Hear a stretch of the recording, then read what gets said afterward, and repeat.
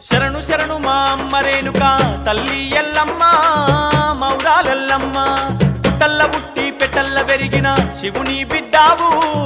గౌరీ బిడ్డావు శరణు శరణు మా అమ్మ రేణుక తల్లి ఎల్లమ్మ